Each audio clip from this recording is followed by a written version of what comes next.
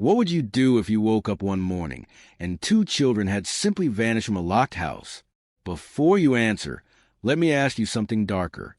What would you do if those same children had black eyes? If family members were whispering about abuse? If the people searching the hardest weren't the parents, but strangers on the internet? This isn't a hypothetical question. This is Jack and Lilly Sullivan's reality. And the people who should have answers aren't talking. The people who should be devastated are dating new partners. The people who should be innocent are acting guilty. I need you to stay with me on this one, because what I'm about to tell you will make you question everything you think you know about missing children cases. And if you're someone who cares about the truth, if you want to see justice for children who can't speak for themselves anymore, hit that subscribe button right now. Because channels like ours are the only ones still asking the questions everyone else is too afraid to ask. Where are you watching from? Drop your location in the comments. I want to know how far Jack and Lily's story has reached, because distance doesn't matter when children are missing. Your voice matters. Your attention matters. And these kids need both. Let me take you to Nova Scotia, Canada. 6 months ago, a fence-enclosed backyard, 2 children under the age of 6, and a story that changes every time someone tells it. Jack and Lilly Sullivan didn't just disappear. They were erased. And the people who last saw them alive? They're not who you think they are. November 2024. A small community in Nova Scotia wakes up to news that splits reality in half. 2 children, Jack and Lilly Sullivan, ages 4 and 6, have vanished without a trace. No Amber Alert. No kidnapping suspected. Just gone. Their mother, Malaya Brooks, and her boyfriend, Daniel Bartel, reported them missing after waking up to find an empty house. The children had been sleeping. The doors were locked. The yard was fenced. And yet, somehow, in the middle of the night, 2 small children managed to unlock doors, scale fences, and disappear into the Canadian wilderness without making a sound. Does that sound possible to you? Because it didn't sound possible to investigators either. And it definitely didn't sound possible to the grandmother, Jenny, who lived in the same home, and claimed she heard the children playing in the backyard earlier that morning, but didn't think anything of it. Think about that for a moment. A grandmother hears children playing outside at dawn in November, in Nova Scotia where temperatures drop below freezing, and she rolls over and goes back to sleep. No concern. No check-in. Just sleep. When Daniel and Malaya woke up, they say they immediately panicked. They grabbed a 4-wheeler and searched the property. They looked everywhere, they claimed, through the woods, down trails, calling their names into the cold morning air. But there's something you need to know about that 4-wheeler. When it was photographed later, it was spotless. Not a speck of mud, not a trace of dirt, like it had just been washed. You don't wash a vehicle when children are missing. You don't stop to clean up, unless you're cleaning up evidence. Pause for a second and ask yourself, what would you do if your child went missing? Would you clean your ATV? Would you change your relationship status on Facebook to single? Would you start messaging new romantic interests within weeks? Because that's exactly what Malaya did. While search parties combed the woods, while volunteers gave up their time and resources, while complete strangers begged for information, Malaya Brooks changed her profile to single and began talking to someone new. Not months later, weeks later, some say days later. Daniel, on the other hand, became a media spectacle.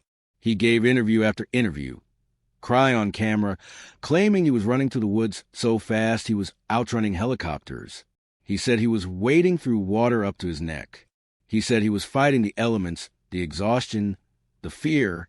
He painted himself as a father desperate to find his children. But here's the thing about Daniel Bartel. He's not their father. He's not even their stepfather. He's Malaya's boyfriend, a man who, according to multiple family members, had only been in these children's lives for a short time. A man who had no legal rights to these kids. And yet, he's the loudest voice in the room. Why? If this story is making you uncomfortable, good. It should. Drop a like on this video if you think something doesn't add up, because we're just getting started. Let me tell you what Daniel said happened the night Jack and Lily disappeared. According to him, he and Malaya went to bed late. The children were asleep in their room.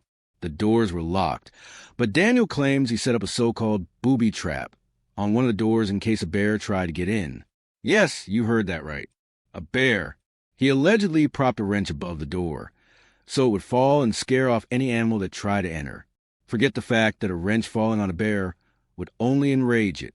Forget the fact that it could just as easily fall on a child's head. Focus instead on this. Why is Daniel introducing bears into the narrative? It's a classic misdirection technique. Plan an alternative scenario, no matter how absurd, so that people start considering other possibilities. Maybe a bear took the children. Maybe wildlife is involved. Maybe this isn't about the people inside the house. But investigators didn't buy it. Cadaver dogs were eventually brought in, and their handler publicly stated that Daniel's story didn't add up. The dog handler said Daniel was trying to control the search, hovering, micromanaging, directing them away from certain areas. That's not the behavior of an innocent man desperate for answers. That's the behavior of someone who knows what the dogs might find. And then there's the blanket. A child's blanket was found in a tree near an ATV trail. Daniel himself later claimed that police told him the blanket had been planted. Planted by whom? He never said. But the implication was clear. Someone staged evidence to make it look like the children had wandered off. Who has access to the children's belongings? Who knew the search routes? Who was riding ATVs through those exact trails? Your mind is connecting the dots, isn't it? Comment below what you think happened to that blanket. I want to hear your theory because the truth is being buried, and the only way we uncover it is together.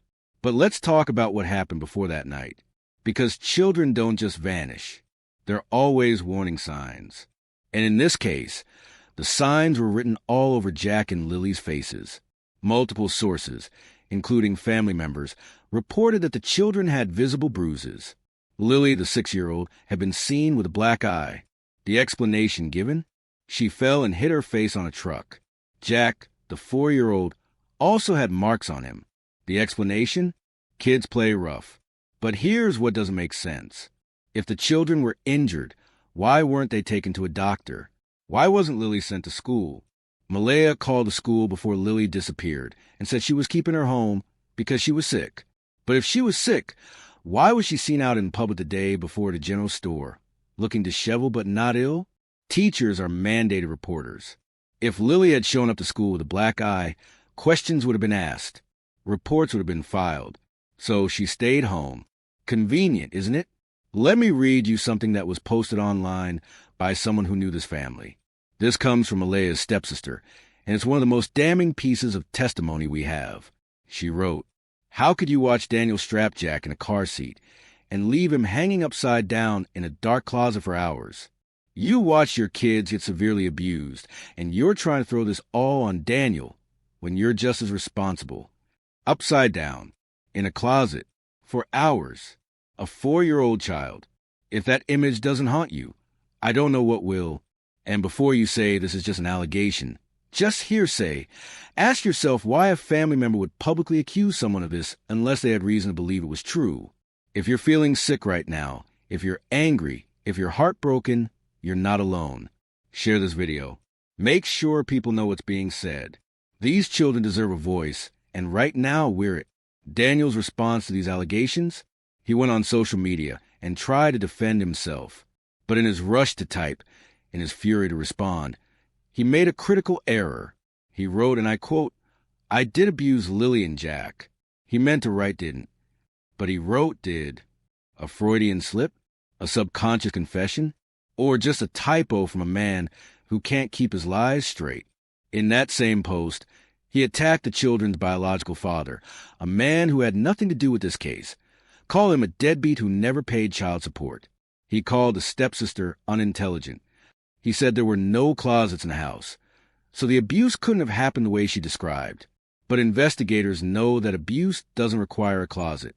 It requires opportunity, anger, and a lack of witnesses, all of which existed in that home. CPS had been called to that house before. Daniel's own children from a previous relationship were removed from his care after they told authorities that Daniel had abused Jack and Lily, his own kids, accusing him. And yet, he was still around Malaya's children, still in that home, still unsupervised. Why? The answer is as heartbreaking as it is infuriating. Because the system failed. Because red flags were ignored. Because 2 children were left in the care of people who should never have had access to them.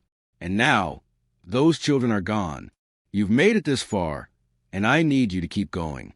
We're about to dive into the investigation, the contradictions, and the digital trail that Daniel left behind. If you haven't subscribed yet, do it now. This case isn't over, and neither is our coverage. Let's find the truth together. Comment below if you think Daniel and Malaya are hiding something, because I know you do.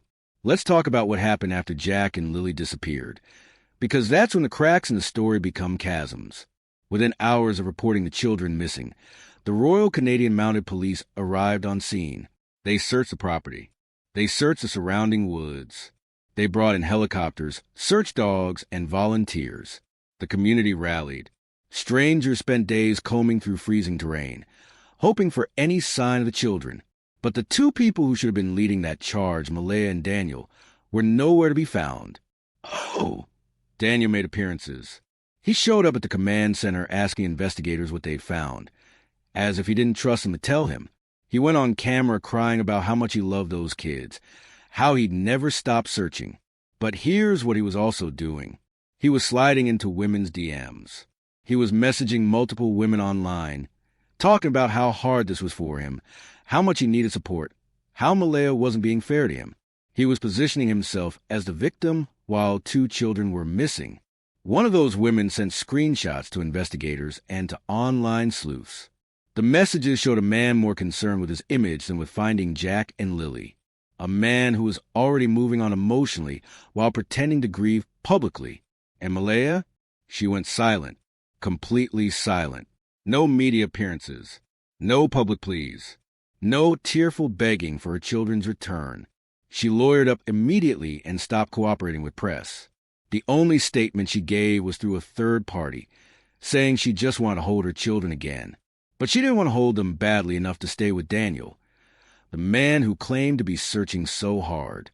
She left him, changed her status, started seeing someone new, moved on. Does that sound like a mother whose children were abducted? Or does it sound like a mother who knows her children aren't coming home? Think about the mothers you've seen in other cases.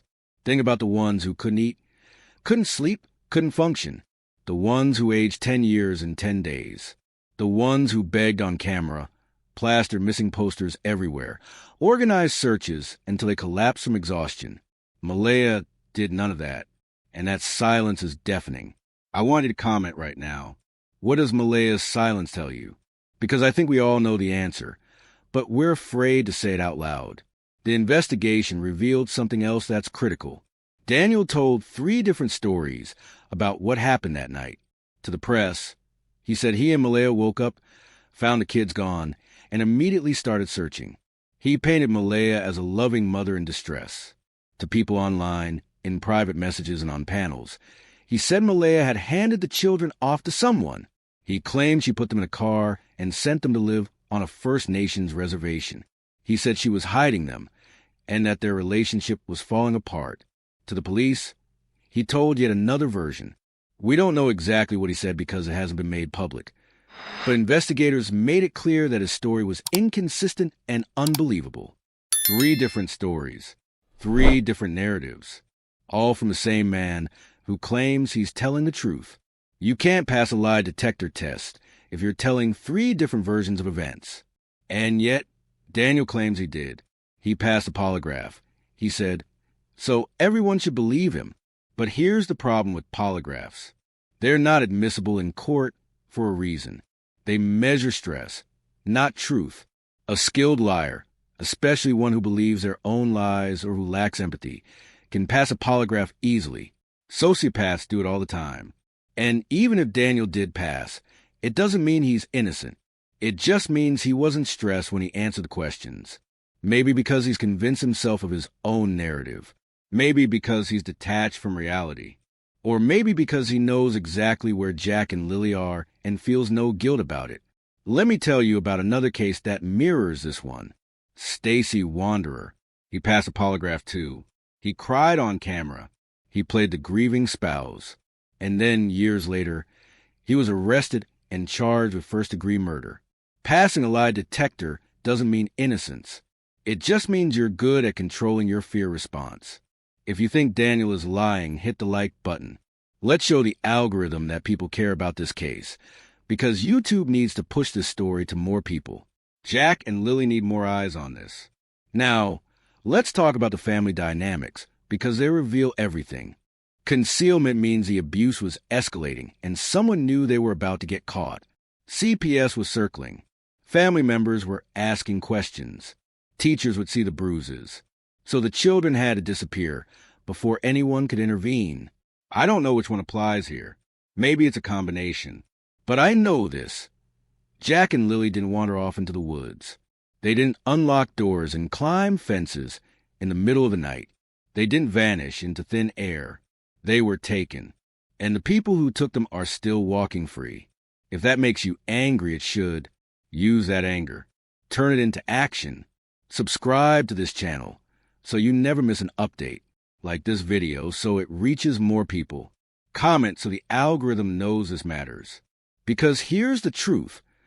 Cases like this only get solved when people refuse to let them go, when the public demands answers, when online communities keep digging, keep questioning, keep pushing for justice. We've seen it happen before. Ashley Buzzard, the West Boys, Michael Vaughn. All of those cases took years, but eventually the pressure became too much. Arrests were made. Charges were filed. Justice delayed but not denied. Jack and Lily deserve the same. And it starts with you, right here, right now. Let me leave you with this final thought. Somewhere in Nova Scotia, 2 small children are gone. Their toys are still in their room. Their clothes are still in their drawers. Their beds are still made. But Jack and Lily aren't coming home. Their mother has moved on. Their grandmother is silent. And the man who claimed to love them like his own is messaging strangers online, trying to rebuild his image while their case grows cold. But we won't let it go cold. We won't let their names be forgotten. We won't stop asking hard questions until someone finally tells the truth.